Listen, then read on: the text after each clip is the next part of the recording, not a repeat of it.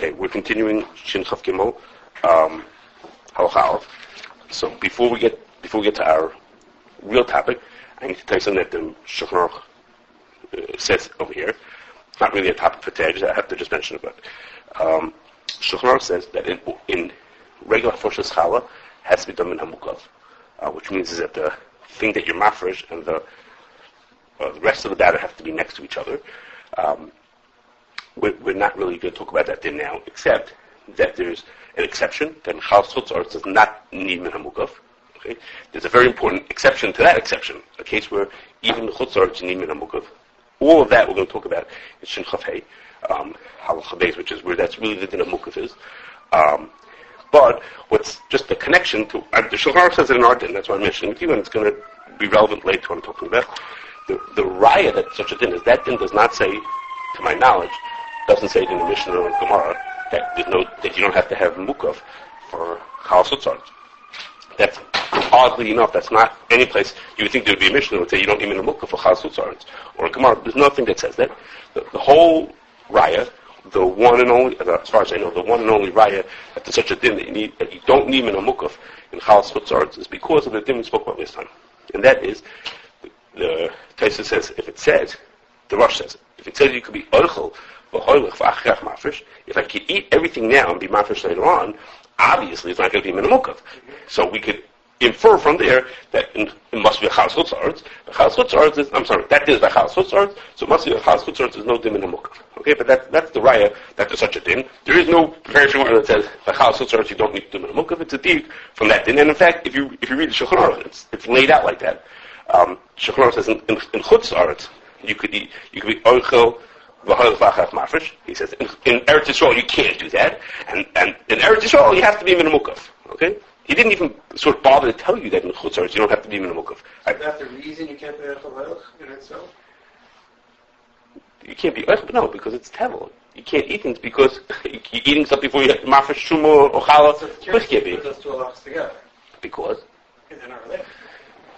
No, but the whole idea that you could be orchel is it's just you figure out from there that there's no din of being you don't need min hamukaf, and it's not at all beferish. It's not like spoken out. Here's Yerushalmi about being medayik from a Gemara, but it's not beferish. Okay, so what we're really here to talk about is something that the Ramah says in this din, which the Shulchan Aruch had said in Shin Chaf Gimel, the very first din, the Shulchan Aruch had said that there's no shear to how much you have to be mafresh, but he says if you're mafresh, you can't be mafresh everything.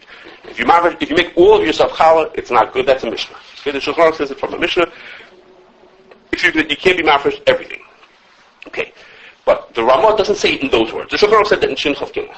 In our din, the Ramah says, based on a Rosh, what I told you Rosh that says like this: if you could be orchel v'hoilech, it says in the Gemara you should be orchel v'hoilech v'achakach mafresh.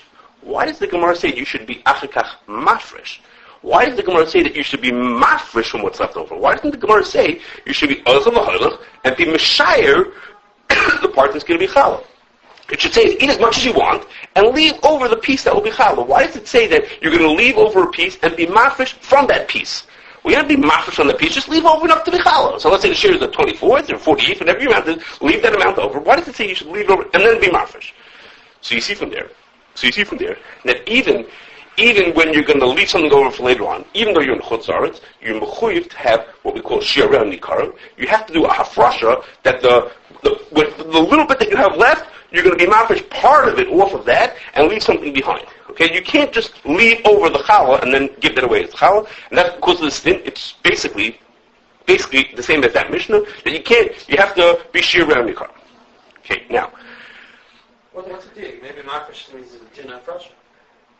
Yeah, but you say how is it challah? You make the announcement. Okay, so Rashi learns it that way. Okay, maybe. The Rosh says no. That it wouldn't have said it. It would have said it would be meshayir for the challah or something like that. You know, the point here is not to tell you that you have to say this is challah. The point is to tell you could do the hafrashas later on. Okay, so picking that word is that you have to actually do a hafrashas later on. Okay, so. Those are rayas that there's such a thing. It's a deed from a Gemara that there's such a thing that you have to be achkach mafresh. I'm sorry, you have to be mafresh later on because you have to have Shee'arehah and Nikkarim. You have to have something left over. But surprisingly, there's a Shaila what the Mukaf for that din is. Okay? The Shaila is like this. If you look at a lot of people, I saw it in a Tosis, in a Rash, in the Rav and Mishnayos, and the Beisayis says it over here. Lots of people say is that the way we know that you have this din is from a Gemara. Okay, and the Gemara says like this. The Gemara says is the Gemara Chulin says that Ha'omer Kol Yisas Challah, it's not good because it says in the Torah Reisha Sarisoi Sechem, you'll have to give the sum of your dough. You can't give it all, and therefore you have to give some of your dough. So the Gemara says, and that's the raya that you have to always give some of the dough that you have. Same thing by Bikurim. It'll be the same thing. By Bikurim. So the Gemara says it for Truma and Challah. I believe it's by also. But hold your question a second, okay? The question is, I'll only speak it out. The question is, that's what they say, and everyone says that's from this Gemara Chulin and not Kufan Vav. That's the raya. So Rikvega asks, and Tertzumi is in the Chumash, Rikvega's in Mishnayos, asks, he says, what are you talking about? He says, the Gemara says that. It's true the Gemara says that. But the Gemara then keeps on going. And the Gemara says, well, if that's true, then Reishis Hagez also, the din will be is, you have to only give some. You can't give all of the wool. You have to only give some of the wool as Reishis Hagez. So they say, and the Gemara says it's a machlokes whether you're allowed to give all of your wool as Reishis Hagez or not.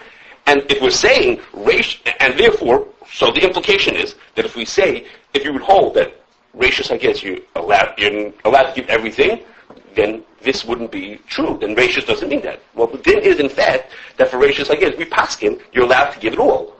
You are allowed to give. It's a din in Shin Lamed Gimel that you're allowed to give all of your wool as Reishis Hagez.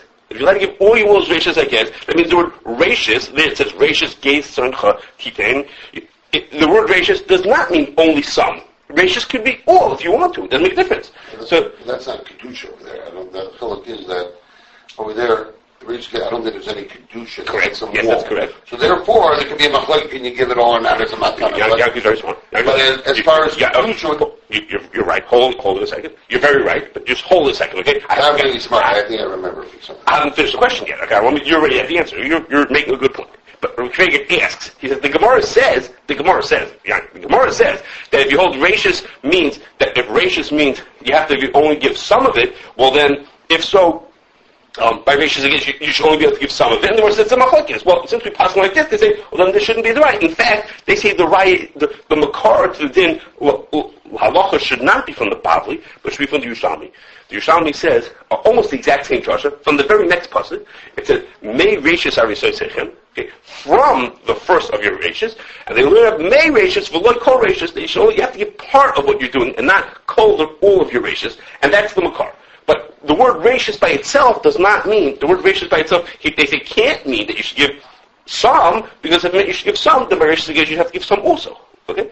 So the answer with L'chari is what he said, which is this. What? What does it is? It says it's a machlokes. It's a machlokes whether Reishis again you're allowed to give or you're not allowed to give. So okay, so it goes like that. The Gemara doesn't say that. It sounds like the Gemara is saying this goes like that. So the answer is, the answer is that the Lavush explains this Gemara the way Rabbi Yisrael. Lavush explains it his way. Okay, not the way they're learning. Okay, the Lavush says like this. He says, what the Gemara means is like this. Everyone agrees that Reishis by Challah and Truma means you have to give some, not all of it. Okay, the Gemara says, if so, it should be that by Reishis, I guess you should have to give all, which is the machlokes. The Gemara means to say it like this. Seemingly, if Reishis by Challah means you should only give some, then by Reishis, I guess you should also mean you should give some of it. And the Gemara says, the other man never argues and says like this. By Challah, the part that you rip off has Kedusha to it. It's Truma. Okay, but it's Truma, it has Kedusha to it. So over there, everyone agrees that the word Reishis means is, we want you to take out the Reishis, the part that has the Kedusha, means is leave something else behind. Get the Kedusha out, so it should go to the Kohen, and leaving the Chulin, the other part behind, leave that other thing behind. That's what Reishis means. But by Reishis, I guess, you could say the same thing by Reishis, I guess, but Reishis, I guess, has no Kedusha to it. So the other man said, no, it can't mean, the Torah could, even though Reishis by Truma means get out the Kedusha, separate the Kedusha by Reishis, I guess it can't possibly mean take out the Kedusha, and therefore what it must mean is, over there, we'll interpret the Reishis differently, and we'll say their Reishis means is, you could even give a drop. Rashis means is you could get away with the tiniest amount. You can give even the smallest amount, even the beginning, not only the beginning, but even the beginning. Okay, so with this thing, this kedusha, that we understand the Torah would be restricting you and saying to you, don't give it all. We want the kedusha and the chulin to be separate from each other. That's the goal here is to keep them separate. If you give a guy the whole thing, you didn't separate the kedusha from the chulin. But by someplace where there's no kedusha, that makes no sense. Why would the Torah be telling you get the kedusha and the chulin? There's no kedusha and chulin. It's all chulin anyhow. So there, the word rashis has a different meaning to it. And the word rashis means give him even any amount. Even rashis. That's what it means. I mean, pay is the same shaila in the Gemara. That what? Can you leave? Can you say rezu pay in the whole thing? So there also, I think, there's a machlokes there in the Mishnayos. Okay. Can you give your whole field for pay or not? Right? I don't. Because it says to leave over, give part of the field. So I don't know if that has to do with that. I don't know. I have no answer. Okay. Now, so let me say this. The case where the Mishnah said that you can't give, the Mishnah said what, the case that the Shulchan said was, a person can't say, kol isas chal. You can't say the whole isas chal. For sure, everyone agrees to that. Bavli and Yerushalmi would say like that. It might be enough community between the Bavli and Yerushalmi about the Ramah's case. The Ramah's case is not the case that the Mishnah said. The Mishnah said a guy can't say, my whole isas chal. The Ramah's case was, a guy had a big batter. He ate most of it. Okay, most of the stuff he ate. Remember, he ate the whole Shabbos. He was eating the stuff. And at the end of Shabbos, he has a piece left over, and now he wants to know, should he give all this as challah or not? So, if the din is, if the limud is, you can't give everything as challah, you have to only give some of it as challah. I didn't give everything as challah. I didn't give everything as challah. Think about all the stuff that I ate over Shabbos. I ate loads of stuff over Shabbos. I didn't give everything as challah. So from that side, I was Mukaf what I had to do. I don't have to be mafresh one piece and leave the other piece behind. But if the din is, if the pasuk is saying is I have to separate truma from chulin, my job is to separate one from the other, well, then in every piece I have to do that. It doesn't make a difference that I ate yesterday, because I'm still not separating, pulling out the kedusha and leaving the chulin behind. So Kenzai, the case of the Ramah will be a nafkamina between these. Then maybe you do leave it on Mukaf. I'm not doing Mukaf here. I'm not doing Mukaf now. I'm doing Shee'arehah Nikkarim. I understand. I know what you're talking about. Okay. Maybe if you have to have a piece left over, yes. So maybe it has to be Mukaf to that piece. Okay, we're getting to that. Very good. We're getting to that in a second. Very good point, yes. We're getting to that. Okay. That's to what piece? Okay, we're getting to that. Okay. He's right. He said, no, that's sitting in? Yeah, because it's right before, based on the fact that you don't need anything. I'm coming to that. Very good. Very good point. I'm coming to that. Okay, now. Everyone's doing it. The two of you together. Okay. You're up next. Okay. So, what would you say about the following case? Okay. What happens if a person he didn't eat up all the dough and then leave something behind over Shabbos? That's what Ramah says. In that case, if you eat everything up and you just left the piece over, you have to take part of it, make challah, and part of it leave behind the schooling. You can't make the whole thing challah. What would you say about the following case? A guy made bread, okay, and he forgot to be mafresh challah. He just forgot. Usually you mafresh challah as soon as you make the dough. He forgot to be mafresh, and he ended up with 4 loaves of bread. Okay, I'm sorry. He ended up with 50 rolls. He made. Okay, he made 50 rolls, and he forgot to be mafresh challah. He walked in. He goes, I forgot to be mafresh challah. He didn't eat anything. He had all the challah, all those rolls are in front of him. So he wants to do is take one of the rolls and give it to the kohen. He wants to now do the hafrashah now. Okay, he didn't eat anything yet. It's all sitting there. Does that person, when he picks up the roll that he wants to give to the kohen, does he have to give the kohen part of the roll? Does he have to make Shee'arehah Nikkarim in that part of the roll? Does he have to say to the kohen, here you get half and I keep half? No, the Ramah said if you ate all of it up, then you can't give the whole thing to the kohen. You have to give part to the kohen and part keep as chulin. You have to have Shee'arehah Nikkarim. What happens over here where there's another 49 rolls still in front of me? Am I mechuyev to rip off part of the roll and give it to the kohen, or can I give him the whole roll? So, according to Bavli or the Yerushalmi, I'm not talking Mukaf, according to the Bavli or the Yerushalmi, it's Shee'arehah Nikkarim. There's loads left over here. First of all, there's loads left over, if you want to have to give only some. And if you want to have to separate, I have to separate and take from this piece from that piece. Okay? In fact, it's a very Taz. Okay? The Taz is not talking about this Bechal. The Taz is talking about this din that we talked about last time. What happens if a guy is making matzah on Pesach, and it's Shabbos, it's Yom Tov, and he's baking matzah, and it's Pesach. So the problem is, if he's going to be mafresh challah, he won't be able to burn the challah. Okay, we talked about this last time. He won't be able to burn the challah because you're not going to burn challah on Shabbos. So what should he do? So the Taz, he basically says what? Shabbos or Yom Tov. So the Taz says basically what. Make it Shabbos. That's true. So you couldn't be making matzah Shabbos. So it was okay. Technical issue. That's all. So the Taz says the eighth that the Shulchan Aruch says. Put in the minutes. I want to think about the CRC that we think, Make on Shabbos. Okay, so the Taz says the eitzah that the Shulchan Aruch says, but he says it with an extra little twist, not making a point out of it, just like obvious to him. What the Shulchan Aruch says you should do is like this. He said, take all your dough, turn it all into matzahs, and make all the matzahs. The Taz says, but one of them make really small. Of those, let's say you have 20 matzahs come out of your bag, make one of them really small. And then after you bake them all, say that small one, this one is the challah. In other words, the point is this way you'll have gotten it baked before there was a problem. You're allowed to bake it when it's dough. Before it's challah, you're allowed to bake it. And then, once it's baked, you have your this way, you say, that's the one that's challah. And that's, whenever he talks about, he's not making a point of it having to do Shee'arehah Nikkarim. He's talking about any other kind can eat it, whatever he's talking about this Shabbos. Okay? But what he tells you to do is, leave one small one. He doesn't say, make it break off a piece and be mafresh challah. Why not? And the reason is because there's nothing wrong with that. You have one small one will be the whole one that's challah. All the rest of them are the ones that's the chulin. It's Shee'arehah Nikkarim. It doesn't even... He's not saying you can't break off one piece. No, he's not talking about Shee'arehah Nikkarim. He's just talking about just practically... What? Nicker? What? There's all the 20 other ones that are Connecting one to the other. No, in other words, there was a batter. There was a whole... There was a batter. Okay. Now you have a whole bunch of rolls. So you're saying to me that you think that in the actual... So you have to see the separation right in front of your nose. You have to see me pull it apart. Okay, so... You don't see it. You have 50 individual pieces. How is it Already connected together? Okay, so to me it seemed like it was obvious that you see them separate, and I see it here in the Taz. You're saying, I'm showing you the Taz also. There's nothing which inherently connects the challahs to each other. Granted, It's a batter. Well, it's one big batter. It was, but now that they're all baked...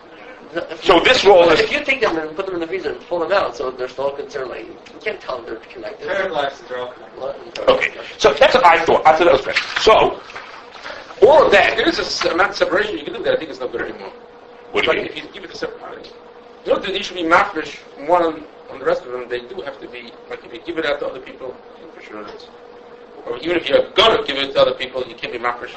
Well, that's not relevant to right now. That then has to do with whether is it considered a full batter or something that's chayiv and challah or not. This thing was chayiv and challah because the batter was big enough. You're talking about that maybe, even though I made a shee'arehah, it's not really a shee'arehah because since it's going to be divided up, sometimes it's not considered to be a shee'arehah. Put a towel over or something like that. It's supposed to like unify. Well, that's to do with Mukaf. That's to do with Mukaf. We're talking about Shee'arehah Nikkarim. Okay, I'm not talking about the Mukaf part of it. Okay, now, but what brings us to a question. Now I'm finally going to tell you about the dough balls. Okay, I had mentioned to you the very first time we talked about this, that some people in some retail bakeries, the way the mafresh challah is, they use dough balls. What does that mean? That means that at 3 o'clock in the morning when the bakers are making their cakes and breads and things like that, there's no Shee'arehah Shabbos person there, then they're going to mafresh challah. So what they do is, the people who are baking, the people overnight who are baking are told, every batter that you make, take off a piece of dough and put it on the side. And in the morning, the rabbi walks in, he sees they had made 16 batters last night, he sees 16 pieces of dough over there, and he's mafresh challah. Okay, so they leave him over from all the things that they make, batters, they leave him pieces over, and then he's mafresh challah in the morning. Okay, we're not going to talk about it. There is an interesting question, whether you should believe them that they did it correctly. Okay? You don't have to believe them, you just said. He knows that he made 16 batters and the 16. So the question is, do we believe them that these 16, Just look at the record. or do you think that the guys at 6 o'clock in the morning, they say, okay, we did 16, 1, 2, 3, 4, 5, 6, and they just put the pieces Look in. at the record. How much flour did they use? But maybe they just put out 16 pieces in the morning from one batter. How do you know that they took 16 pieces from 16 batters? Maybe it was from 10 batters? Maybe they just got lazy or they forgot. They just pulled it from one batter, they took off 16 pieces and put the extra Yeah, on. it's like 10 times. Yeah, how do you know that they're doing it real? There's nobody watching them. No one has any idea what it is. Okay, so that's the question. We're not talking about that. Okay, so what happens? So the mashgiach comes in the morning. That would be, I should show you the picture of it. I forgot the exact name. It was not Tom, I think his name was. And in the morning, the mafresh challah from all those pieces, the mafresh challah. Okay, and everybody says to them, this is like a standard thing they say to them, when you get those dough balls in the morning, don't take all the dough and throw it into the oven. From each piece, break off part and say, this part is the challah, and this part is the not challah. Why do they say that? Because the Rambam says, if you're mafresh later on, what you should do is don't be mafresh the whole thing. Take a piece and burn and make that the challah and leave something else behind. So if they left 16 pieces overnight, each one of those pieces they're going to pull off a piece and say, this is the challah, that's the not challah. This is the challah, this is not the challah. For each one of those pieces they're going to do that as a kiyum of what the Rambam says. That if you're mafresh later on, if you're mafresh after you already did it, after too late, that you should always leave Shee'arehah Nikkarim. They're doing it also more. The question is, does that make any sense?